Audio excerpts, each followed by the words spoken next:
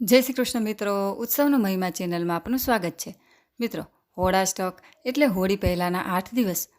હોળીથી 8 દિવસ પહેલાં હોળાષ્ટક બેસી જાય છે.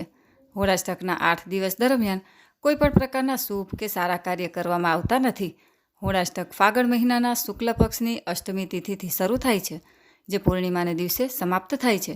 મિત્રો, પંચાંગ પ્રમાણે હોળાષ્ટક ફાગણ માસની શુક્લ પક્ષની અષ્ટમી તિથિ એટલે કે 17 માર્ચથી તે શરૂ થાય છે, જે પૂર્ણિમાના દિવસે 24 માર્ચે સમાપ્ત થાય છે. હોળાષ્ટકના સમયને અશુભ અને અપશુકન માનવામાં આવે છે. તેથી આ સમય દરમિયાન ઘણા કાર્યો ન કરવા જોઈએ.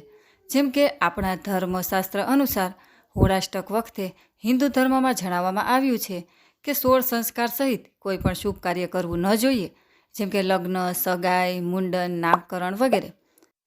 હોળાષ્ટકમાં ભવન નિર્માણ, ગૃહ પ્રવેશ નથી કરવામાં આવતા. આ ઉપરાંત વાહન વેચવા ખરીદવા, ઘર કે પ્રોપર્ટી ખરીદવું પણ અશુભ ગણાય છે. હોળાષ્ટકમાં યજ્ઞ અને હવન જેવા ધાર્મિક કાર્યો પણ ન કરવા જોઈએ. તેમજ આ સમય દરમિયાન નવી દુકાન કે વ્યાપારનો શુભ આરંભ પણ ન કરવો જોઈએ. નવી નોકરીમાં જોડાવવું કે કોઈ પણ અન્ય નવા કાર્ય પણ કરવા ન જોઈએ. હોળાષ્ટકમાં સોના ચાંદીના આભૂષણો, ઘરની સજાવટનો સામાન તેમજ કિંમતી સામાન પણ ન ખરીદવો જોઈએ.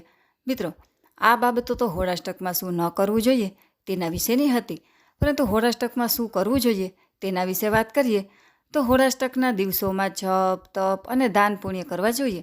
દરેક વ્યક્તિએ પોતાની શક્તિ અનુસાર જરૂરિયાતમંદને આર્થિક મદદ, કપડાનું દાન, અનાજનું દાન કે પછી જરૂરી વસ્તુઓનું દાન કરવું જોઈએ. આ સાથે જ આ દિવસોમાં આધ્યાત્મિક કાર્યોમાં સમય વધારે પસાર કરવો જોઈએ. શાસ્ત્રો પ્રમાણે હોળાષ્ટક દરમિયાન બ્રહ્મચર્યનું પાલન કરવું જોઈએ. તેમજ હોળાષ્ટકમાં મહામૃત્યુંજય મંત્રનો જાપ કરવો જોઈએ. તેનાથી બીમારી અને કષ્ટો દૂર થાય છે. તો મિત્રો, આજના વિડીયોમાં આપણે હોળાષ્ટક ક્યારે છે તથા તેમાં શું કરવું જોઈએ અને શું ન કરવું જોઈએ તેના વિશે વાત કરી. વિડીયો પસંદ આવે તો લાઇક, શેર કરી અમારી ચેનલને સબસ્ક્રાઈબ કરવાનું ભૂલશો નહીં. સર્વે ભક્તોને મારા જય શ્રી કૃષ્ણ.